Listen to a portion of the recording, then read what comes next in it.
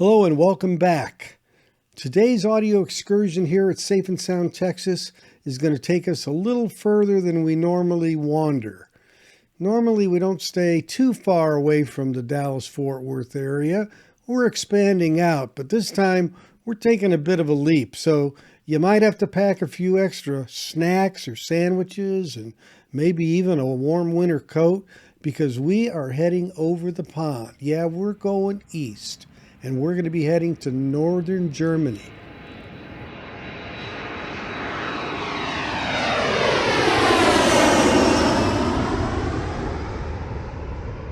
We're going to be visiting with Kai Seemann, who is the president and owner of Speaker's Corner Records in northern Germany. A great audiophile release label, all analog focused, been around since about 1993. And Kai's been running it the whole time. An interesting evolution of a business that he's going to tell us about and what all they've done in the past 25 to 30 years and now what it looks like, because the business is certainly changing.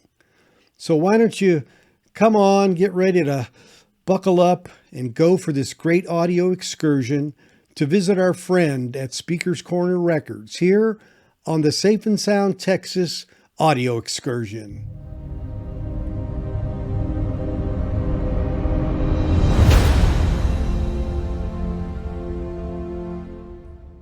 Hello, vinyl community. Thank you for joining me today. Today on our audio excursion, I have the distinct pleasure of speaking with Kai Seemann from Speaker's Corner Records in Germany. Kai, thank you for taking the time today. I appreciate it. Thank you so much for inviting me. Thank you. Yeah, you're welcome.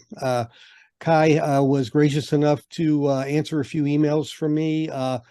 I've been buying Speaker's Corner for a while, and I had a question about asking about a future release, and I sent the inquiry in about one that I was thinking about, and I got a response in like 24 hours. I thought I couldn't believe it. I'm like, really? A label out actually answers your question. So I really appreciate that part of your label being so open and with its customers and its listeners. That's a great trait to have. Actually, we always try to be as transparent as possible, especially in the light of recent developments with all we do. And of course, as long as I answer the question, I always do. Right. That's great. So Speaker's Corner started, what, in the early 90s? 1993 were the first releases, yes, the first four. Okay. So what was your vision? What got you started in this, and what made you develop Speaker's Corner in the first place? Actually, there was no vision at all. I would love to say I had one, but there wasn't one. It was actually, at that time, Speaker's Corner was still a hi-fi studio. This is also still existing. And it was a idea at a boring summer afternoon where our sales of turntables got down, and we never liked CD particularly. And we thought, okay, if we want to continue selling turntables, we obviously have to do our own records, and that's how it started. So there was no vision at all. We thought this was a one-time activity, but that this would become business one day was never our idea. That's interesting.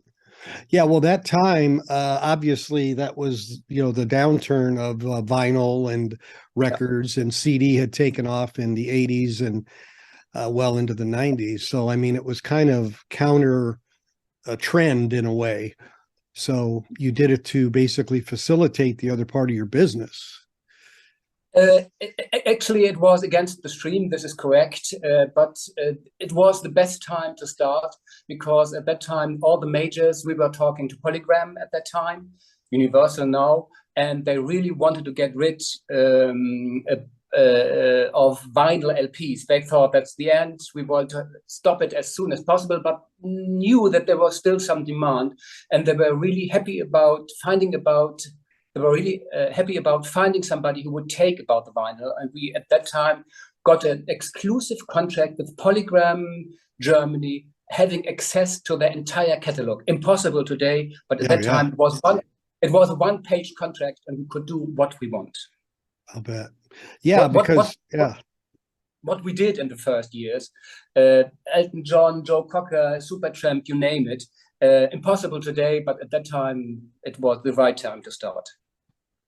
Yeah, I mean, I know one of the things I was going to ask you about was how things have changed in that regard in terms of working with labels and licensing and all that. And it seems that as time has gone on, now the flip side has happened. They've realized how valuable what they have is, and it's even harder to get the rights to access that material. And so even harder is a very polite way of saying it. We almost don't get any licenses. Universal is only licensing classical repertoire at the moment. Sony Music has complete outworldly expectations about the first pressing run, while only giving us third-class titles. And we still can talk to Warner, but still the most titles we apply for are getting denied. So at the moment, it is very, very difficult. Yeah, so that's a whole different approach now to where you can go and what you can get. And now I noticed that on your website, you've got, at the time I did this about 2 weeks ago, you had 121 titles that you had icons for. And on Discogs, it showed 812 releases since you started. And so I wondered what's on your website? Is that what still is available or purchasable, or why the difference? Because obviously you don't have your whole catalog online. Exactly. It's like you say, it's what we still have in print and what we are allowed to repress at the moment. In total, I checked this, we have published 637 titles. So I believe there are test pressings among the 800 or Discogs. Sure. Sometimes just ordinary represses had been listed again as duplicate new releases. Yeah. Duplicates, but they're absolutely identical. We have, in one occasion, we had a recut, but all our titles are made from the very original tools we made 20, 25 years ago on some titles. Mm-hmm. Yeah. Okay. Well, that was one distinction I wanted to know. What's your best-selling genres, would you say, over time? And maybe that's changed over time, obviously. You mean what our best-selling genres is? Yes, your best-selling genres. What categories? Yeah, this has indeed changed. In the first years, it was clearly classical, which changed to jazz.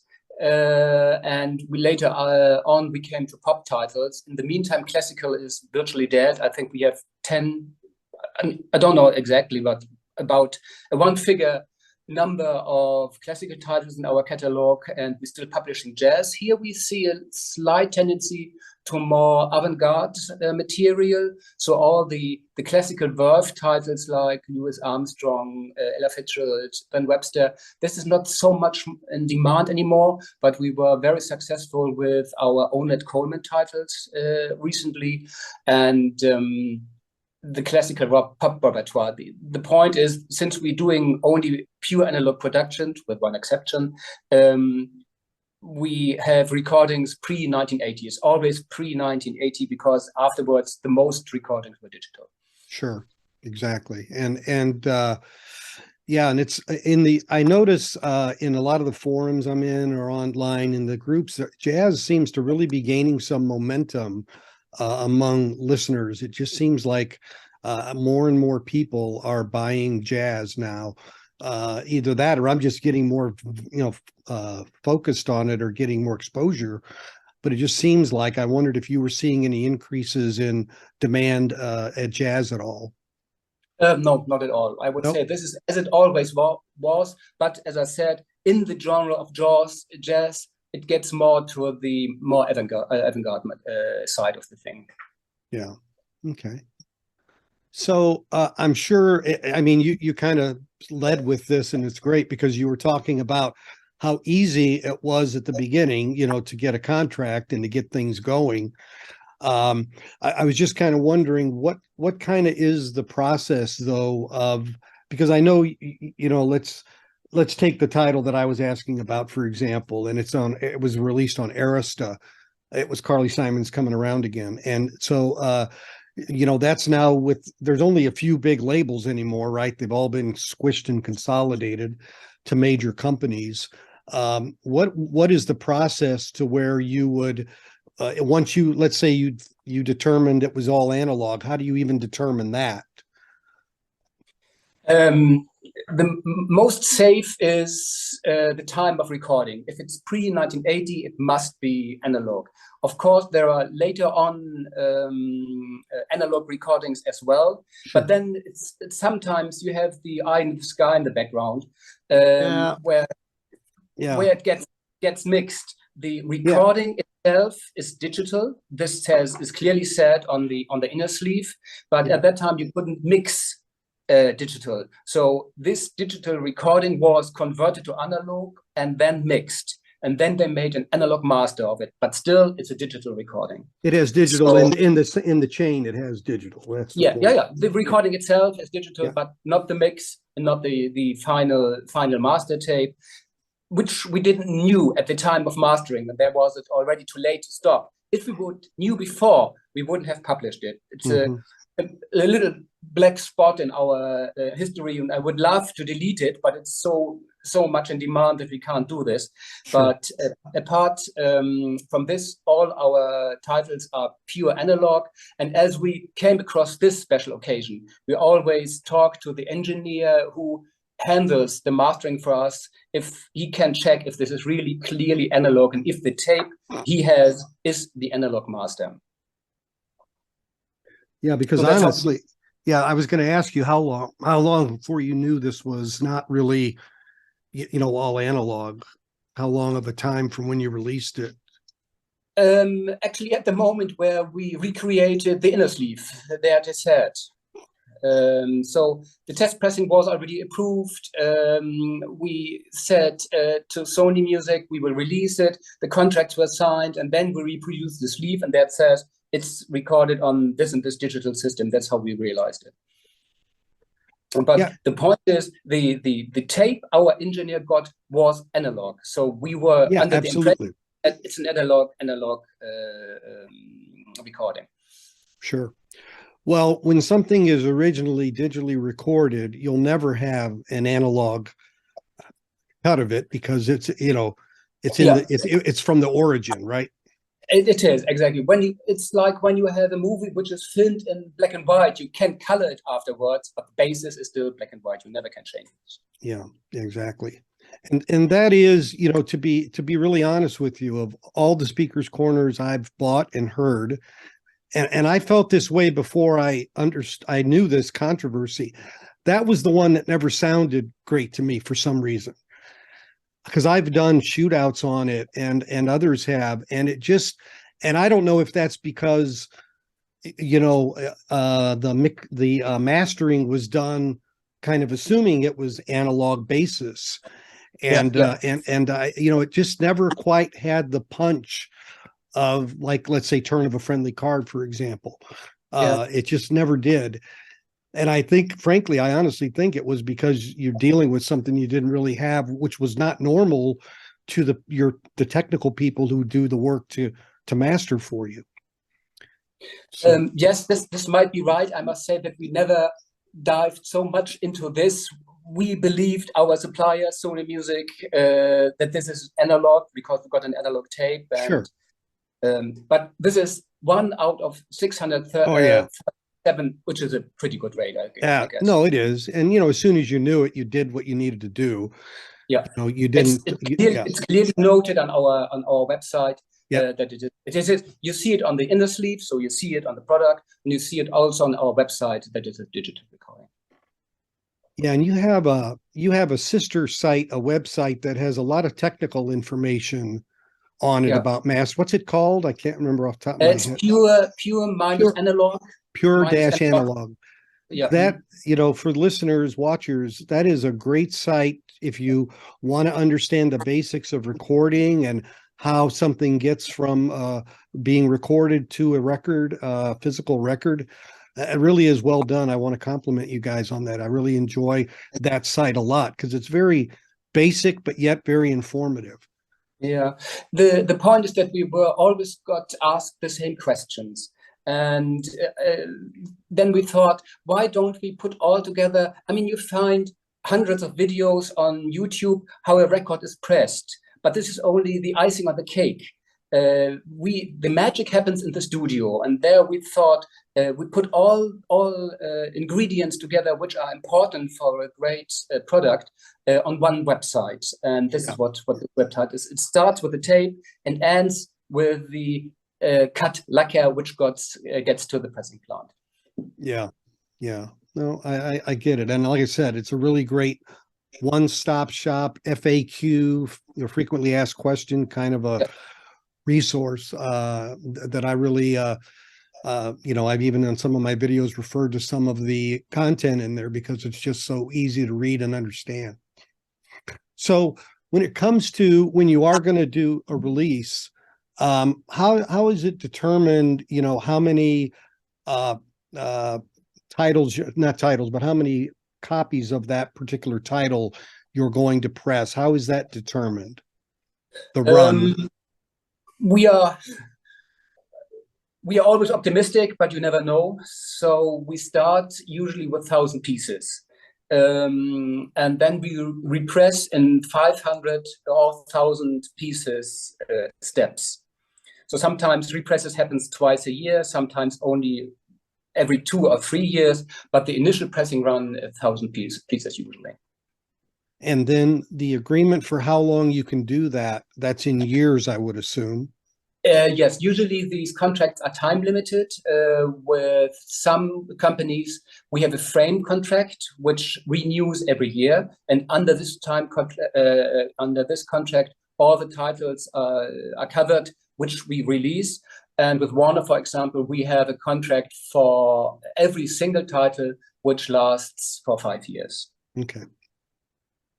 And no number limitation within this time, and we can press as much as we want, but sometimes our pick was not that successful that we delete ourselves from our side after the initial pressing run.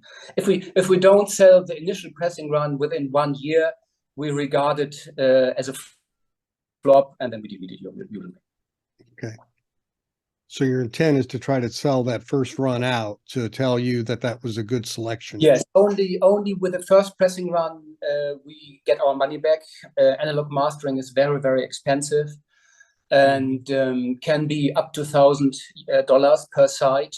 And with the initial pressing run, we just get our money back. The money is earned on repressings. Okay. Do you ever use existing metalwork or stampings that are already done, or do you always create new lacquers? In very rare occasions, I would say less than 10. We used existing parts.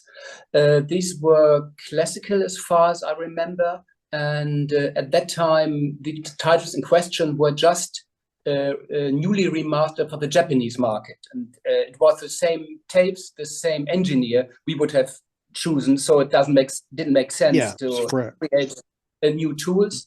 And I believe Elvis is Back is an old Stan Ricker cut, which we also couldn't do better. This was years old at that time from DCC, and we couldn't do a better cut, so it made sense to use that one. But apart from these, we always made a new cut, entirely new cut. Great.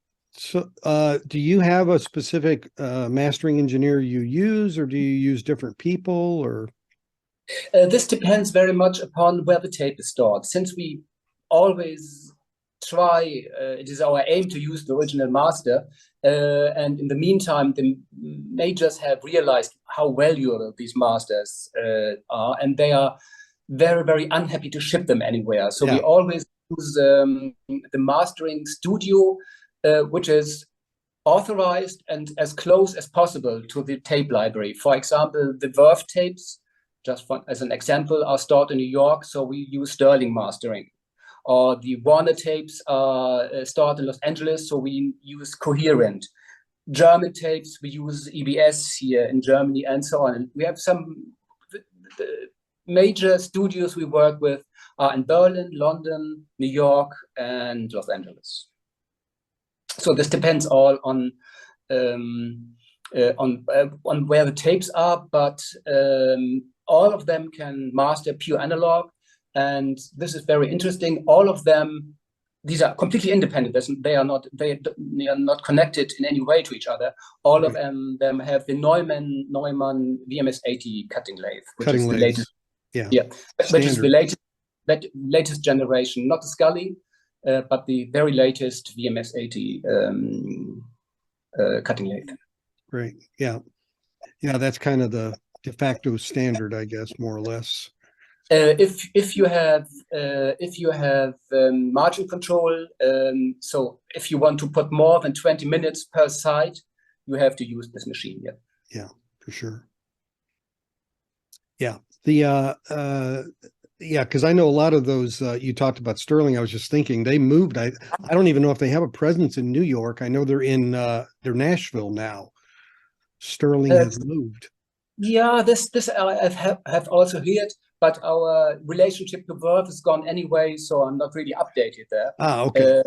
But at the time we were publishing Verve, they were still in New York. Yeah, New York. Yeah, because Sony was, it was easy to do because it was all in New York, and now they're not. So that's part of all these things that have gone on lately about tapes moving and not moving. Yeah.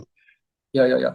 And the majors are all these studios have been authorized by the tape library. Kevin Gray of Coherent told me that they came with I think 3 guys from Warner checking his gear, how he handles tapes, etc., and then they are authorized to. I mean, if you make a mistake and you delete yeah, it's gone. The tape is gone, and so it's perfectly understandable that they check the studios and that they don't ship any tapes. We really can understand this. Yeah. It's. I would do the same if my name would be Universal. It's completely okay. But it is ironic though how that has changed over time. It was, they've learned the value of what they have. I think. I remember at the very first years we were almost exclusively publishing Decca titles from their classical catalog. Mm-hmm. And we had a fantastic engineer at the time, Tony Hawkins, and Decca had still their own recording studios in London, Belsize Road.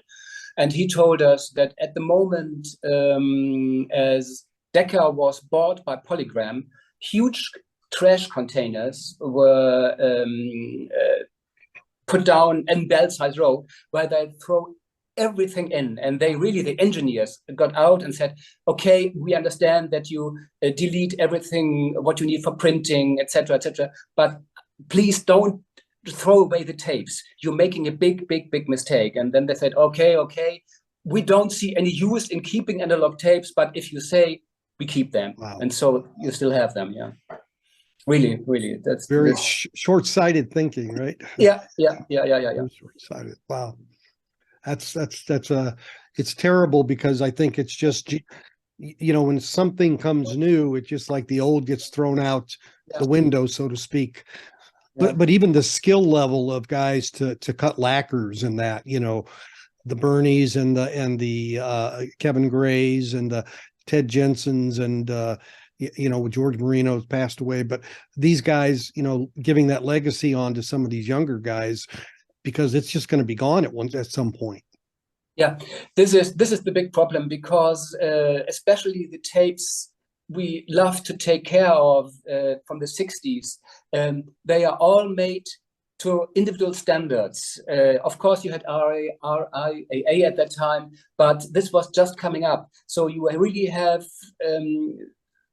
Mark Wilder, for example, is our contact at Sony Music, and he says you really have to know what they intended to do. So these tapes are never up to a certain to agreed standard. They were in the 70s where things were much easier. But if you have tapes from the 50s and 60s, it is really handwork to find out what equalization is correct, how these tapes were stored, etc. This is really like I don't know how to explain it. Like when you have a painting which has deteriorated over the centuries, these are the same. Really need this experience. Yeah. It's kind of black art. It's kind of It is. something really, Yeah. And literally. Yeah. Yeah. Yeah, it is. So when you do gold dust. yeah, and you need, that's the history, right? That's in there. Yeah. And that's why that's why with reissues, now that come out, remixes, reimagining, whatever they call all these things, there's a controversy kind of, well, it came out as it was intended at the time because that was, the producer in the band and decided that. But at the same time, they probably didn't have some of the technologies like a 4-track or whatever, because that's all they had. Like Revolver just came out a few days ago, a remix, because it was limited in the ability to do stereo. And now they've added digitized step using Peter Jackson's system to try to extract it out more. And every time you do something, of course, you're losing something somehow, some way.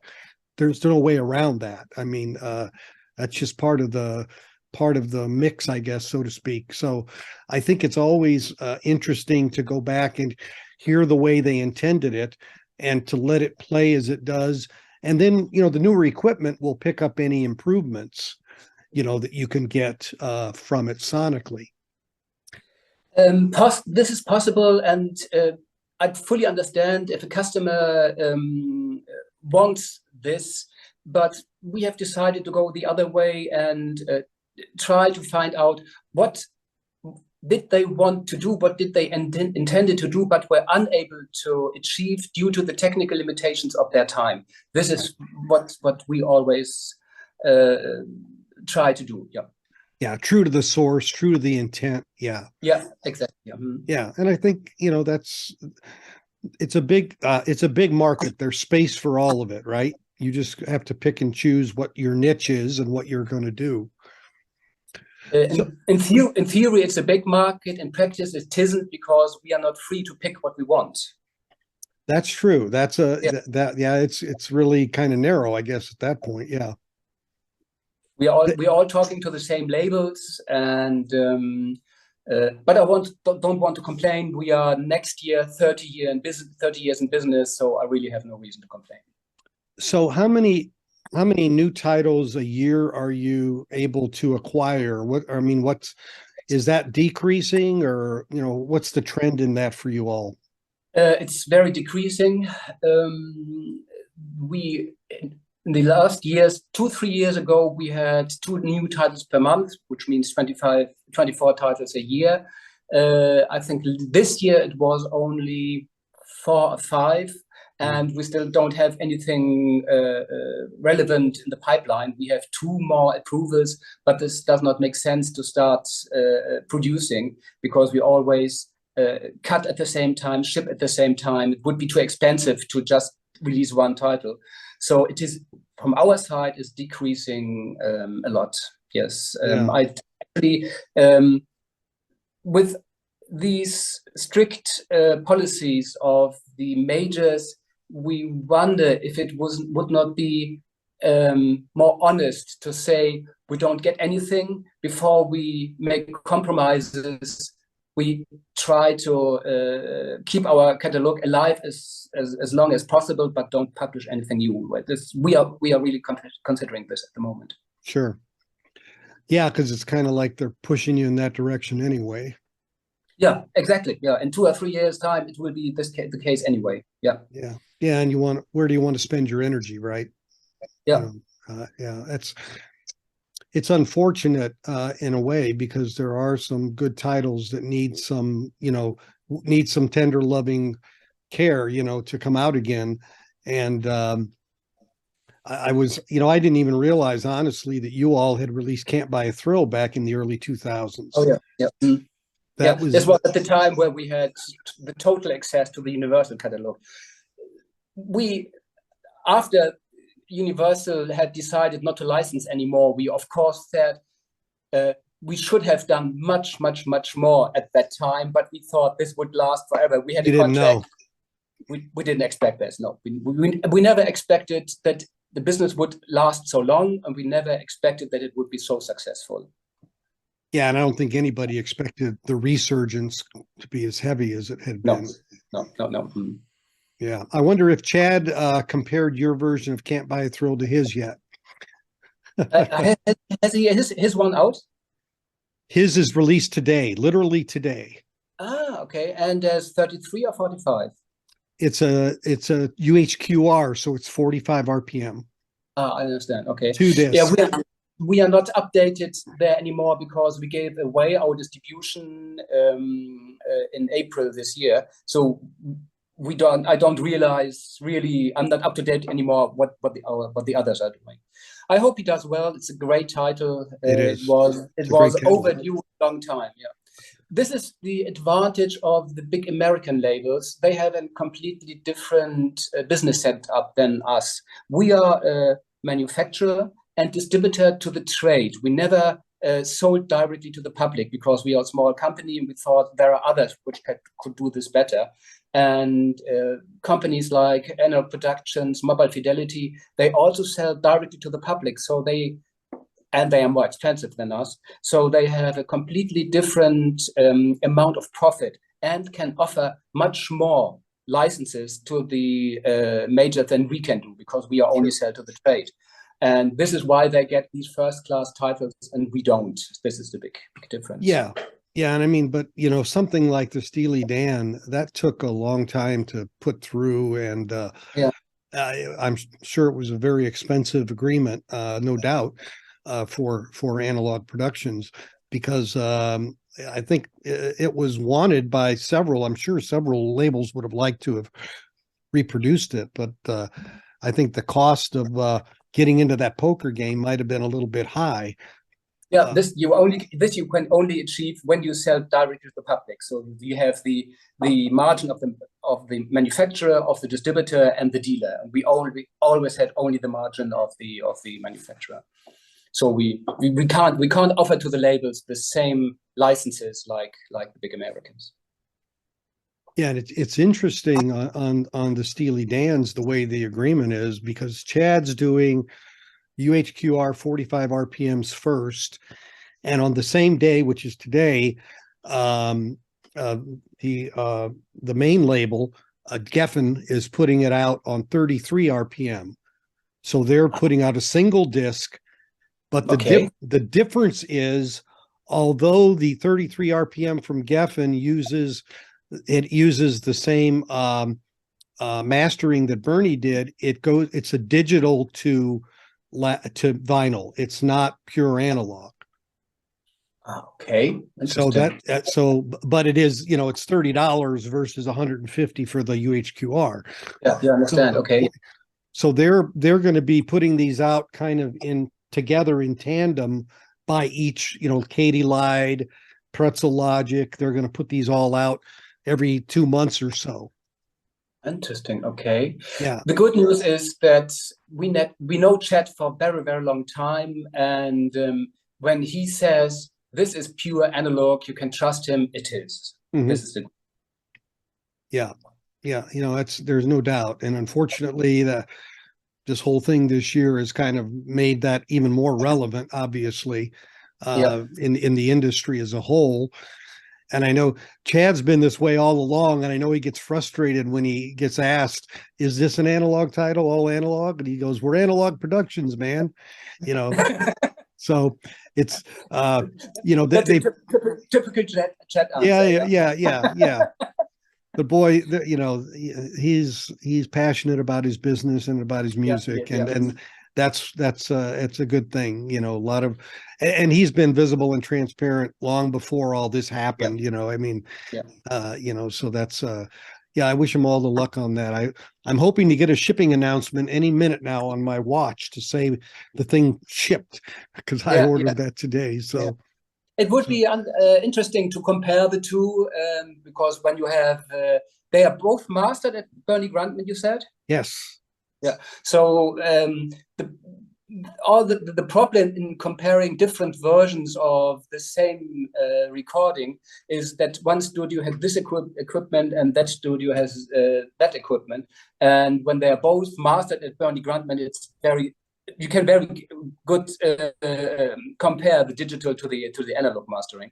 And I would say that when Bernie Grundman has done them both, they are both made to the same high standards. Standard, yeah. So, I mean, it is going to be one of those times, I think, where a lot of people are going to be this real comparison, like a real tangible comparison of the two. And I'm sure that'll happen.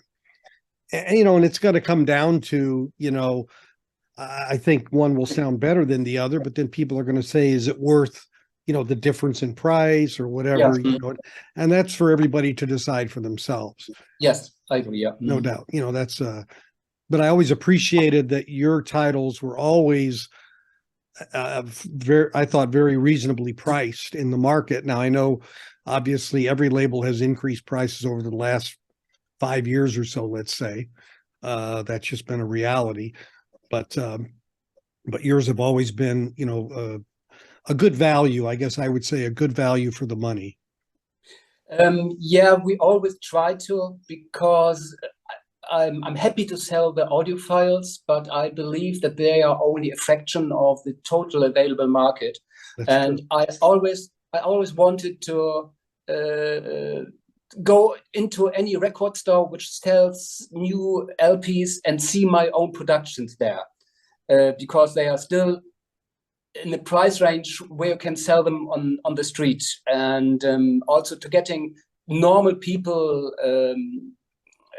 buying, normal people which are interested in the music but not necessarily into audiophile, buying this and see, oh, how great does this sound, let's have a look if they have more interesting titles in their catalog. So I know that we were always the cheapest, and actually in the US our products could be cheaper since the dollar is so strong. We increased our prices in January, but since then the euro has lost, I believe, 20% over the dollar, so our productions could be below $30. Yeah, it's amazing, because when I was in Europe 10 years ago, it was €1 was worth $1.47 US. Yeah. It was long. It was one very long $1.20, but at the moment I think the euro is worth less than the dollar. I think so. I think 97, 98 cents, something like this. Yeah. It's kind of crazy. It is kind of crazy. So what titles for you would you say are you the most proud of, the way they came out or how they sounded, or really that you said, oh boy, that really, wow, that was unbelievable? Oh, this is difficult to say after 600 more than 600 titles. More or less they are all our babies. There's I knew that there was once recording. Unfortunately, these are titles which are not available anymore. But we did decades ago a title with Carlo Bergonzi doing Italian operas. Opera.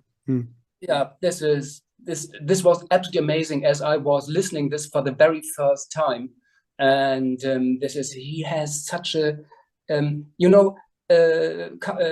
Luciano Pavarotti had never a particularly nice voice, but he had all the Italian impression in his voice. So he was, what's the English word? You believed him what he was singing. And Carlo Bergonzi even had then a beautiful voice, and this together with the recording, the Decca recording. I don't know if you know their history. They had 3 microphones set up in the hall with all the recordings, and put this directly on the mixed this down to 2-track on the tape, and this was the master tape for the record production. So the shortest way direct, possible. Yeah. And this was really, like Chad is used to say, this really blew me away. This was such a great recording. This is still my favorite classical recording out of our catalog. And I remember another occasion, unfortunately, also of a deleted title, where we had two titles in the production, one for another label, which was a digital recording, but made to the current standards. So this was all, there was room, there was color. It was a great new recording, but afterwards I heard our test pressing of Wilson Pickett. Can't remember exactly the name. It's wide sleeve and him with in the blue, great blue suit. And this was full of mistakes. You know, it was colored, it was cut in frequency extremes in the bass, but it has so much juice, so much power. It was a completely different recording that you really thought, where has all the recording technology gone in the last decades? These are two where I can remember where I really was blown away as I was listening to the test pressings. So the Wilson Pickett was kind of raw, I guess. Yeah, it is. Yeah. Absolutely direct, and you had the feeling there he's standing and he's kicking on your knee. Listen to me, and it was absolutely great. Yeah. But please don't misunderstand me. This does not mean that all our titles are usual business. We only publish a title when we have the feeling that we have something considerably different to say than the original release. Only then we publish it. Sure. Yeah, I was looking. I was looking for more of the emotional response of what hit you, and that's what you gave me. So that's That's kind of like asking you which of your children do you like best, right? So yes. It's tough to do that, but that is interesting. What a title like Toto, Toto 4.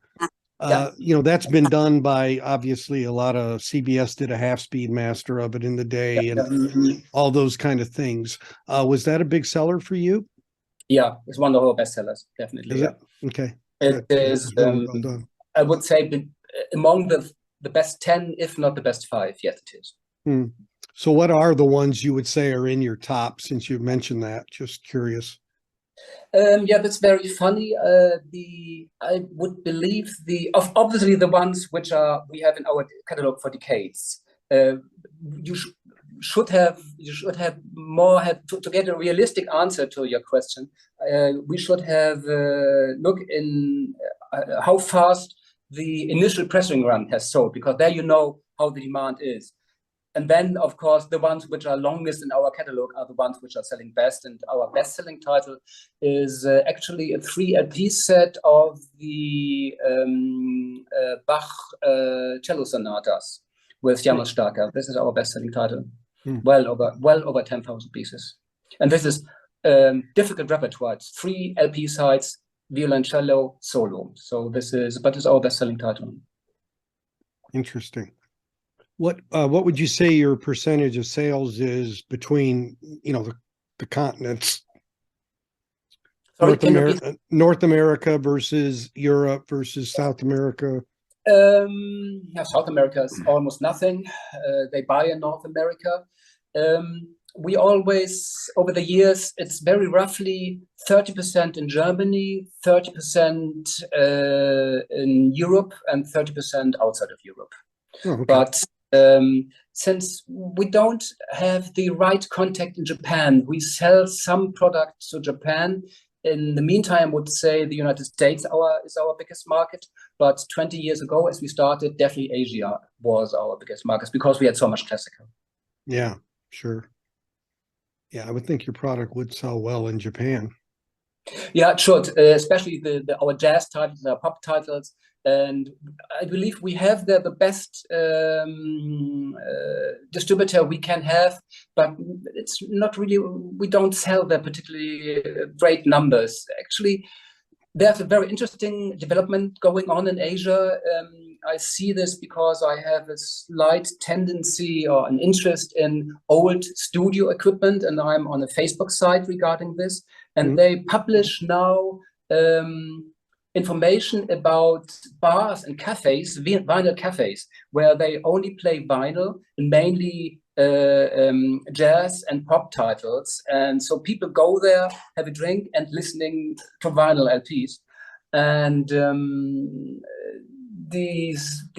I would love to go there, talk to these people, and ask them, where would you buy this kind of product, and where would you like to buy it, to find their new dealers to sell the product there. Yeah, we have a few vinyl bars here in Dallas area in Texas where it's a little cafe, and you can get your coffee and your sweets, and they sell records there, and they play vinyl. And I don't know where the trend came from, but it's very different. It's nice. And this is actually, I would say we both are more or less the same age. I love to see that there obviously new people are coming, and I would like to get in contact with them. Our distribution network we have is getting aged. We would need their new markets to address these people. Sure. Yeah, because I mean, the places I go to here, I mean, most of the people in there, let's say 60-70% of them are 20 to 25-year-old younger people, and so there is a whole different approach, I think, in that, and that's one of the things that always is a challenge. Some of the when you're into what you're into in terms of analog, your selections of any kind of material that's new is about zero, because even if you could get it, it's digital. So there's just not a lot of analog work being done as a source, I don't think, in today's world.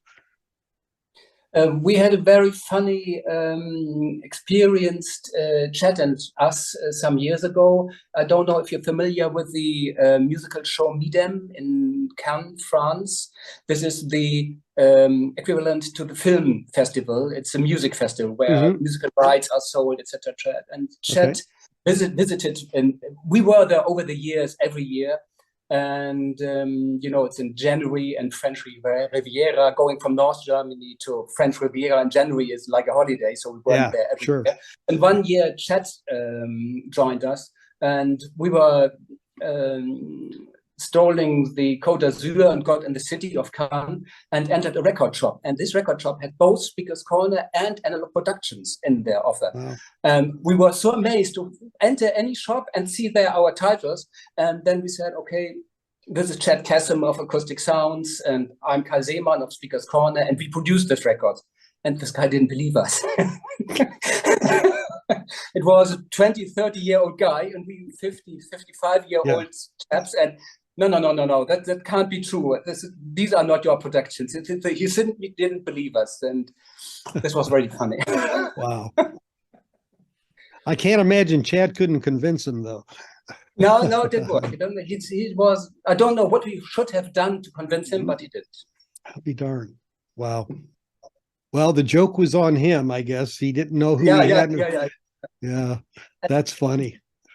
It's better that he sells our product than selling it not. Knows who you are. So we thought, okay, it's fine with us.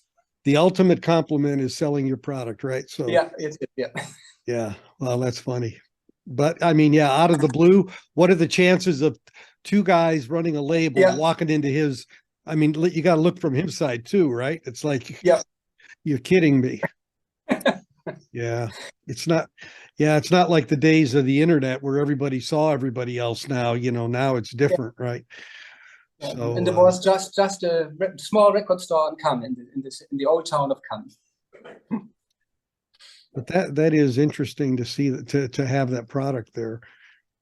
Yeah, and so I don't know. I've not seen your product in Sweden. I go to Sweden a lot because the company I've worked for is there, but I haven't seen your product in Sweden at all. Now that I think about it, we have a small shop there, Vinylbutiken. We have never been here. Is it in Stockholm? Is it in Stockholm? Yeah, in Stockholm. Yes. Okay. In Stockholm. So I'll be there in December. I'll have to look them up. Yeah. Drop me a mail. I'll give you the address. Yeah, I will. I will go there. Yeah, that's great to, yeah, because I've looked for it, but I haven't seen it. There's a really good shop in a little town called Örebro, Sweden, Yeah. and they had an interesting way of selling records. All the new arrivals came in and they would get like a white label with the price on it. And then as the inventory grew like 4 weeks to 8 weeks, they would change the color on the sticker Ah, okay. and they would reduce it 10% or 25% Ah, or whatever. okay. And they rotated their stock that, and I thought that was so smart. Yeah. That's a good You know, idea. it's Yeah. just an interesting approach. I thought, wow. And they really kept a fresh, selection in the store that way. Yeah, very clever. Yeah. Yeah, We have only, it was always our policy to have just one distributor per country. So I don't know where this guy is getting their product from, but they should buy from Vinyl Boutique. yeah, yeah. What part of Germany are you in, actually? We are, I think the closest, the easiest is to explain that we are about 1 hour drive from the Danish border. So we are Okay, between Hamburg and the Danish border on the Baltic Sea. in the Baltic. Okay, all right. Yeah, I've got to go to Essen next year. Yeah, But that's closer to Dusseldorf, I think. yeah. That's mid of Germany. We are very much on the countryside. We love to be on the coastline.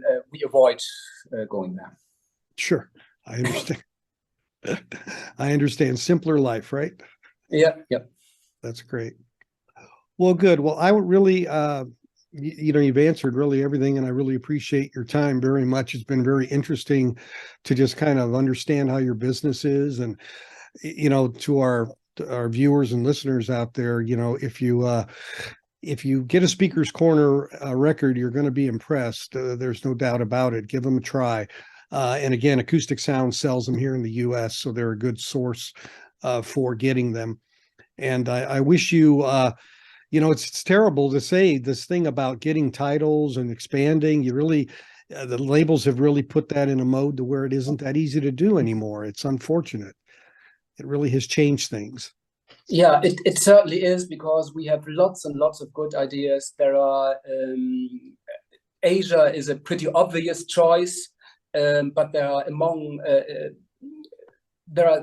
there are so many other titles which still are waiting to being pushed into the limelight, and we have so many good ideas. And in the meantime, I have a database where I note when which title was turned down again, and we have titles we have asked for 4 or 5 times, and they are still getting denied, and they are not appearing from anybody else. So we would have ideas without end, but we're not able to put them out. Sure. Yeah, that Carly Simon title I asked you about, I was really surprised. It sold within 50,000 units of No Secrets. Yeah. It sold. I knew it sold pretty good, but and it was pretty popular. But I was surprised it was that close, because you did No Secrets, but that was back when you had the Warner Electra Atlantic. I'm assuming that was with Carly Simon. You had different agreements back then. Yeah. Yes, we just get a yes or no, and if it is a no, we never know why. Got you. And that's the end of that discussion. Yeah. Okay. Yeah. Good. All right, Kai, thank you very much. I hope you have a very, I hope everything goes well for you this winter. I mean, I understand the situation in Germany and other places with, the heating and it's going to be, we hope that the weather is calm enough to where you won't need as much. Yes, it is. But more depressing is actually that we have a war in 2 hours flight time in Europe, which is unimaginable. We never ever thought that this was happened. And we have refugees here in Germany, and yes, we are at the moment. This is very difficult for us. Pretty difficult. I don't want to be. Don't want to exaggerate. The people in the Ukraine are much worse. They have a much more difficult life than us. Yeah, absolutely. Yeah, our company has people in Ukraine that we had brought to other countries help them out. So I know it is the human toll is very difficult, no doubt. Yep, it is. But anyway, well, stay well. I appreciate you taking the time. Thanks very much. It was a pleasure. Thank you very much. Thank you. For having Take care, everybody. Thanks. Okay, bye-bye. Goodbye. Well, there you have it. Very diverse discussion and interesting perspective. I guess I really got a feeling through this conversation about the radical change that is really happening in our world as a whole. I mean, look at how at the end here we got into just talking about the weather, and I was thinking about the energy thing, which we've all heard about, and he's there in the midst of a war 2 countries away, and having the history of experience obviously with Germany and Europe and war. That all is so poignant to them, and then you put it in the perspective of music and audiophile and all of this, and it really kind of puts things into perspective. But you also see that here's a gentleman who's lived out this business, and now it's really shrinking and fading because of dynamics in the world as a whole related to the industry. So life is full of change. And I think that's the thing that I really took away from this. He and I are both about the same age. He's 64. I'm 65. We have seen the twilight of our lives, and a lot of things have changed in our lives. Many things for the better, of course, but always the struggle of certain things. But, Kai was able to, and his wife works for the business as well. They've been able to do something they love for several decades, and brought a lot of joy to other people. And it's so interesting to just be a touch point in this from so far away. And to put a face with a product and a name, and it's amazing what the technology allows us to do. Think about this, that this was something you couldn't just do from your home for a few $100s, but now it's like second nature. So life is full of these things, but a gentleman like this, and I do mean a gentleman, because he and I talked offline, and we're going to talk again, very cordial, and really struck up a very nice discussion and relationship with Kai. And that's what's really great about having a channel, being part of the vinyl community as a whole. So I think that's one of the reasons I like this idea of taking an excursion on the channel to go beyond just the topics we talk about every day, but get a little bit more into the background and what really makes things tick, what makes things difficult, and where are things in these people's lives, because we all have lives. And I just hope that is something that at least can put a open door on from this channel that's maybe just a little bit different, because there's plenty of great content out there to watch. And so with saying that, again, I always thank you for joining me. And if you can subscribe, I would appreciate hitting that bell to get the alerts, and thumbs up for a like is always welcome. And any comments, I'd love to hear from you, hear what you thought. If you have any other questions you'd like me to ask Kai, put them in the comments, because we'll be talking again. So as always, take care of yourselves, take care of your families, because it's all we really have in life. We'll talk to you soon on our next audio excursion. Take care, everybody.